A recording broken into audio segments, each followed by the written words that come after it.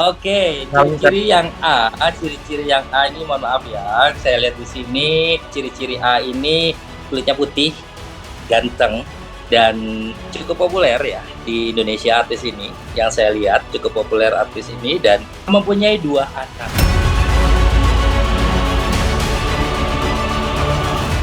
Ciri-cirinya orangnya juga baik ya, orangnya baik dan saya lihat di sini pria yang tampan ya dan public figure juga kalau saya lihat di sini di sinetron.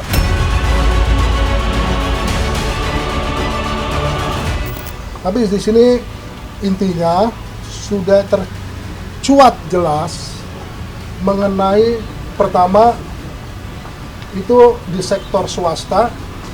Kenyataannya kita masih bertanya-tanya, masih banyak orang yang belum dinyatakan sebagai tersangka.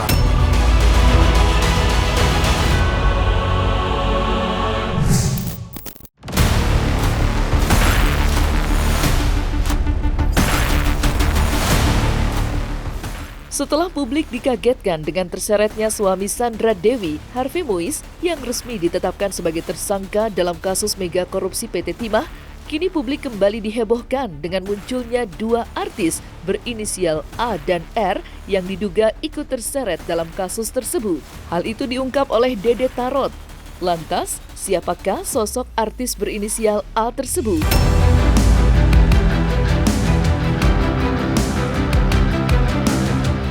Di kartu saya memang kedua nama artis ini sedang disorot ya, artinya bahwa sedang diselidiki. Akan tetapi tidak semudah itu untuk mengejas atau memberi seperti keputusan bahwa oh ternyata dia ikut campur tangan di situ gitu. Kalau saya perhatikan masih semuanya itu masih kecil ya gitu, makanya oleh mereka sedang diproses semuanya untuk kelengkapannya itu. Akan tetapi memang ada sedikit masuk kasus itu untuk nama mereka berdua. Ciri-ciri yang A ini mohon maaf ya, saya lihat di sini ciri-ciri A ini kulitnya putih, ganteng, dan cukup populer ya di Indonesia artis ini. Yang saya lihat cukup populer artis ini dan mempunyai 2 anak. Bidang MC, sinetron juga. Oke, kalau ditanya perannya bagaimana sih ada kartu Wheel of Fortune ya, sebenarnya mereka juga tidak tahu ya, artinya tidak tahu itu di sini yang saya lihat, yang saya perhatikan di sini itu kayak menerima suatu project yang dia sangka adalah suatu project itu adalah suatu pekerjaan gitu. Jadi semuanya itu memang real, yang dipikirkan adalah suatu pekerjaan, tapi ternyata ada yaitu kecemplung gitu, makanya semuanya lagi diproses.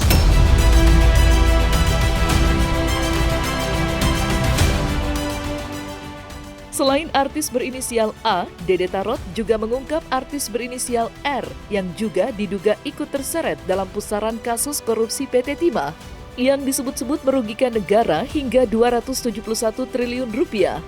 Lantas, siapakah artis berinisial R dan seperti apa ciri-cirinya?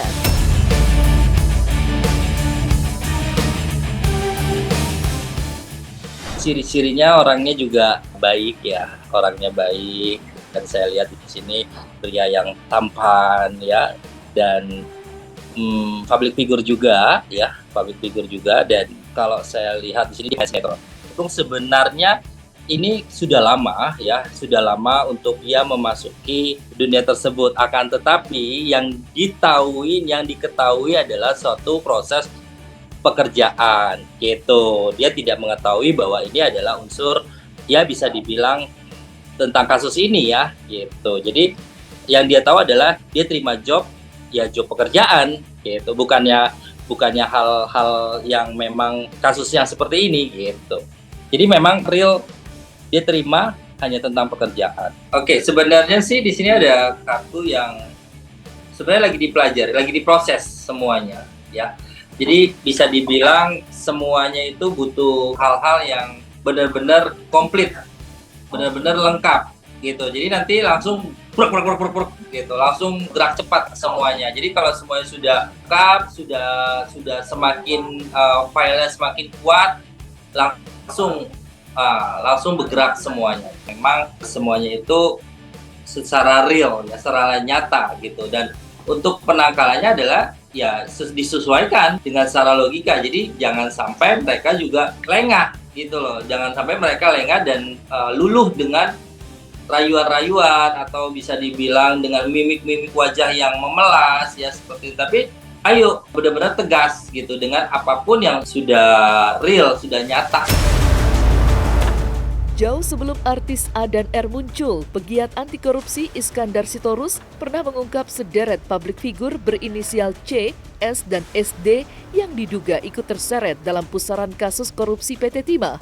Bahkan pada saat itu, nama Sandra Dewi disebut-sebut akan menyusul sang suami ditetapkan menjadi tersangka. Mengingat Sandra Dewi sempat diperiksa Kejagung untuk dimintai keterangan.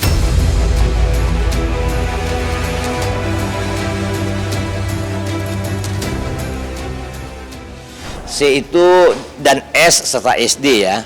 Nah itu kecenderungan di arah situ. Semoga itu bisa dibuktikan. Dan kami yakin Kejaksaan Agung tidak rentan untuk berhenti.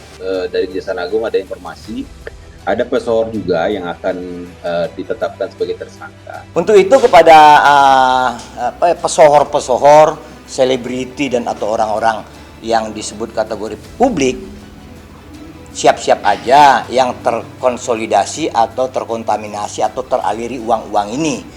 Uangnya kan kalau nggak salah dari 270-an triliun itu kalau 10% aja real fakta kerugian negara berarti ada 30-an triliun uang beredar selama 8 tahun ini. Kami yakin bahwa pesohor dan atau seleb-seleb itu yang mengendorse kegiatan dari Herina Lim, Muiz dan lain-lain itu akan dipanggil. Kepada Jaksa Agung jangan takut lagi. Ini pencuri Pak Jaksa Agung, jangan takut terhadap backing pencuri. Lalu lalang aja mungkin ya, tapi menurut kami terkonsolidasi itu uang itu. Kan uang ini besar. Nggak mungkin hanya dengan seperti membagikan sedekah yang jumlahnya 500.000 kan. Nggak mungkin sebatas itu. Harapan kita, Kejaksaan Agung bisa menyentuh dan tidak takut. Serta yang paling penting adalah Pak Jaksa Agung tolong buktikan dari puluhan perusahaan ini, perusahaannya bersalah. Jadi selama ini kan orang melihat itu kan crazy rich, orang kaya, luar biasa, beli Fortuner, beli mobil, beli ini Rolls Royce, beli pesawat segala macam gitu loh. Wah ini kaya raya banget gitu loh. Tak tahu cuman bintang film berapa sih gajinya?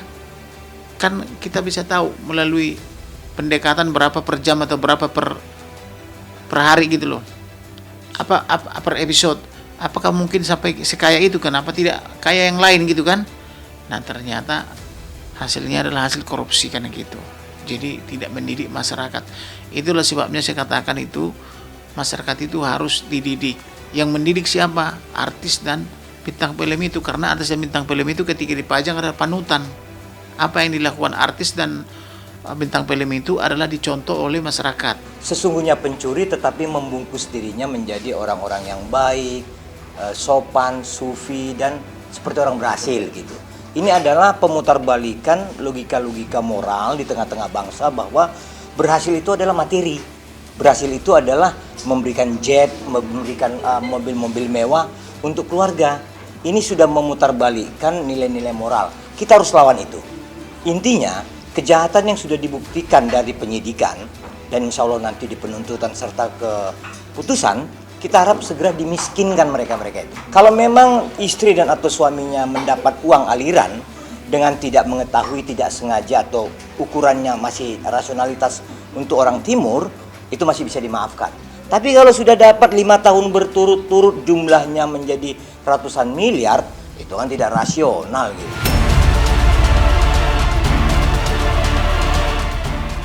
Kasus korupsi PT Timah belakangan ini mencuri perhatian banyak orang. Bukan karena semata-mata melibatkan sederet artis atau publik figur yang diduga ikut terlibat, tetapi juga kerugian yang harus ditanggung negara hingga mencapai ratusan triliun rupiah. Sayangnya, sampai kini Kejaksaan Agung dianggap kurang jeli dalam membongkar kasus korupsi tersebut. Dari analisa pakar, masih banyak yang belum tersentuh.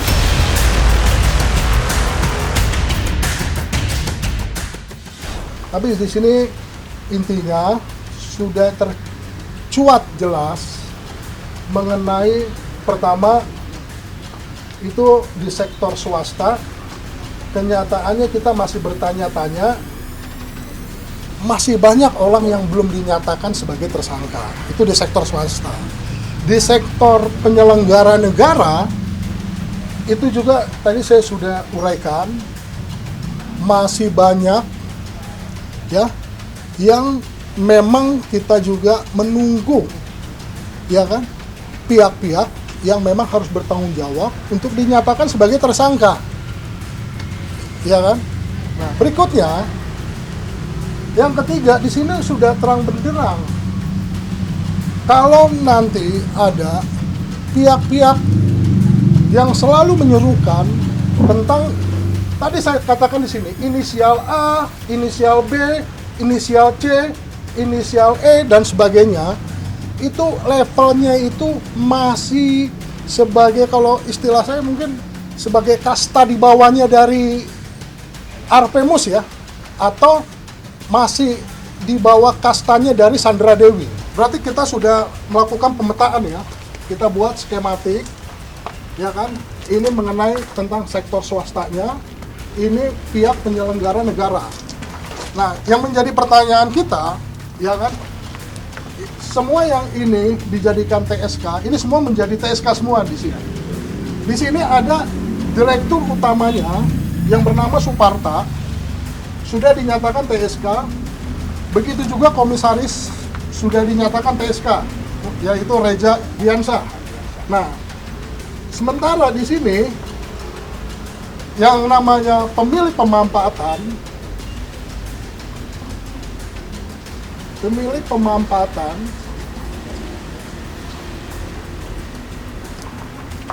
atau official ownership-nya ini tidak ada. Sementara kalau kita perhatikan di dalam perusahaan Venus Inti Perkasa, di sini direktur utamanya sudah dinyatakan tersangka, di sini komisarisnya sudah dinyatakan tersangka, bahkan di sini Tamron alias Aon ya sebagai pemilik pemampatan, ya kan, pemilik pemampatan official ownership-nya sudah dinyatakan tersangka. Ya, semua masih dalam penelitian semua ya. Semua masih berproses dan kita tunggulah ya. Intinya beginilah. Di sini PT RBT ya mengenai tentang official ownership ya itu tidak ditemukan atau tidak dinyatakan sebagai tersangka. Beda dengan perusahaan Venus Inti Perkasa. Perusahaan Venus Inti Perkasa itu jelas bahwa pemilik pemampatan, ya kan, official ownership yang bernama Tamron alias Aon itu sudah dinyatakan sebagai TSK. Itu yang pertama. Yang kedua, kalau kita perhatikan dari perusahaan PT TIN itu Tinindo Internusa itu cuma hanya dinyatakan tersangka di sini sebagai orang yang melakukan tindakan pidana korupsi, itu cuma hanya dinyatakan sebagai orang tersangka itu Rosalina yang kedudukannya sebagai general manager. Nah, pertanyaan saya, ini dirutnya gimana? Dan kedua, ini komisarisnya di mana? Dan ini official ownership-nya, yang pemilik pemampatannya ini di mana?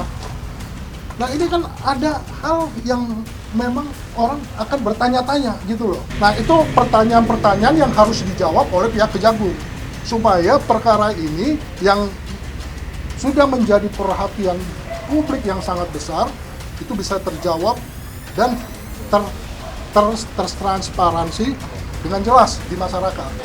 Nanti kita lihatlah ya, kita masih menelusuri.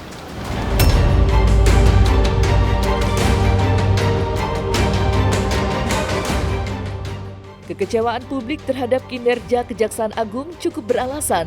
Mengingat sampai sekarang Kejagung belum berhasil mengungkap siapa dalang atau tokoh intelektual di balik kasus mega korupsi PT Timah yang disinyalir melibatkan korporasi dalam mengeruk uang negara.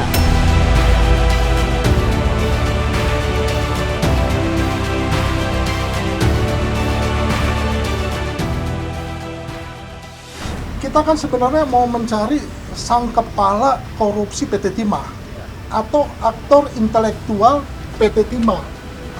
Di dalam skema ini kita tadi sudah jelas kita menguraikan posisi Arvemus ya, ketika dia untuk mengakomodasi tambang ilegal yang dimana ya kan dia meminta kepada 5 smelter yang keuntungannya nanti diberikan kepada Arvemus, dan Arvemus itu mengelola keuntungan tersebut sebagai dana CSR yang intinya dana CSR-nya itu difasilitasi oleh Elena Lim. Siapakah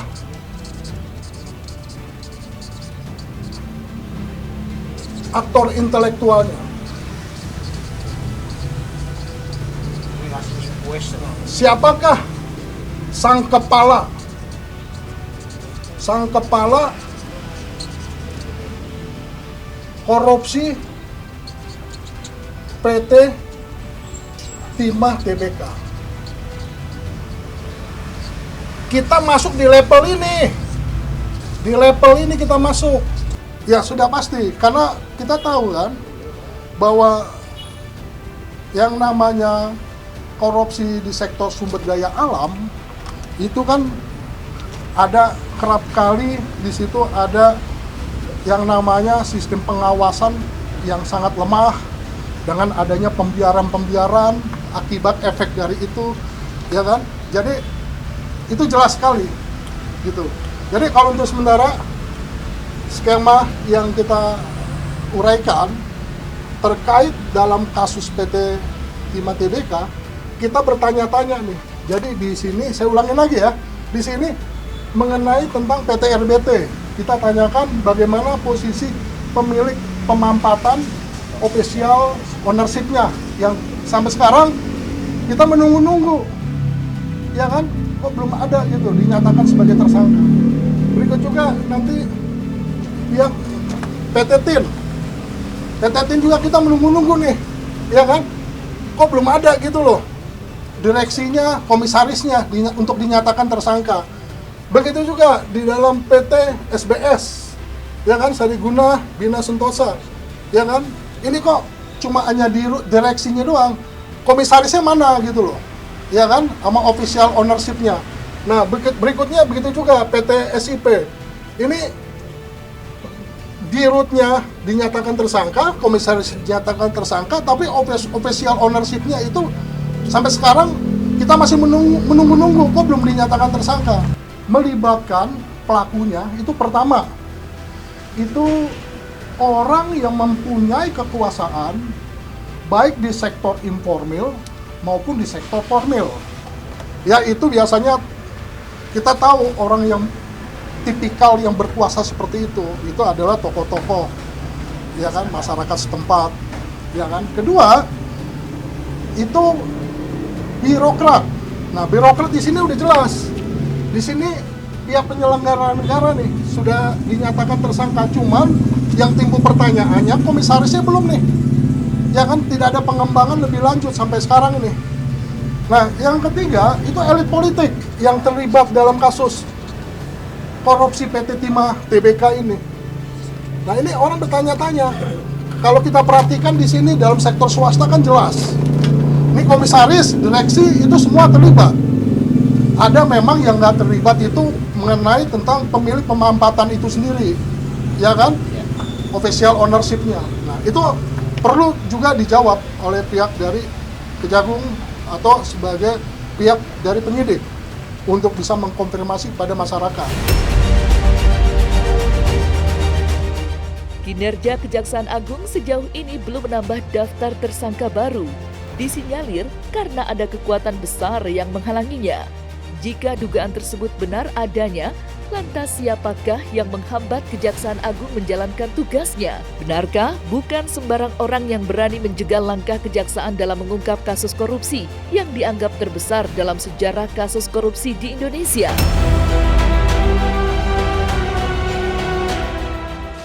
Kalau aku melihat di sini energinya adalah ada satu orang elit politik yang besar yang ikut mempengaruhi di sini yang sehingga nampaknya akan bisa memberikan perubahan ataupun banyak sekali drama-drama di belakang kasus ini.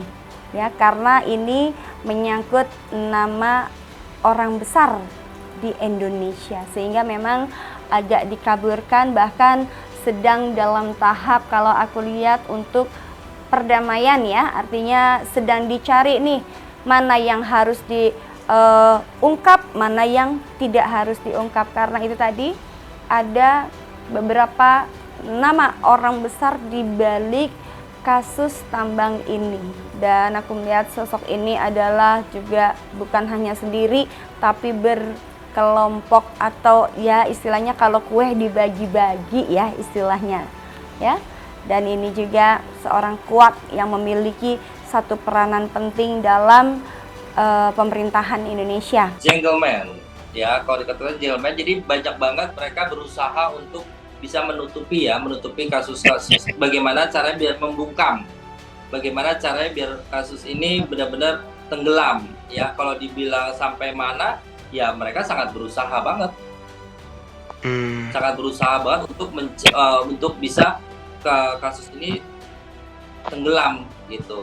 Pasti karena di belakangnya ini yang saya lihat ini banyak sekali dia gimana bisa dibilang banyak banget yang sudah dia dapatkan gitu. Timah juga begitu kalau kita salah membawanya, salah menggunakannya. Makanya nanti orang-orang yang menyalahguna untuk kepentingan tertentu ya, sebenarnya ada kepentingan pihak luar di situ ya, cuma sebenarnya bukan kapasitas saya. Orang-orang yang sekarang ini diisukan oh si A, oh si R gitu ya, itu cuma maaf kata cuma pion-pionnya saja. Oh yang raksasanya ada, dia masih perpanjangan tangan, bukan dia bosnya. Kelihatannya dia yang paling ini ya, paling kuat di antara pemain-pemain amatiran ya. Dia ini istilahnya rajanya, tapi rajanya itu raja lokal itu. Tapi saya mau sampaikan di sini, ini kepentingan luar banyak sekali, walaupun kelihatannya dia banyak mendapatkan uang, kelihatannya banyak, tapi itu nggak ada apa-apanya jika dibandingkan yang didapatkan oleh orang yang besar-besar di belakangnya lagi.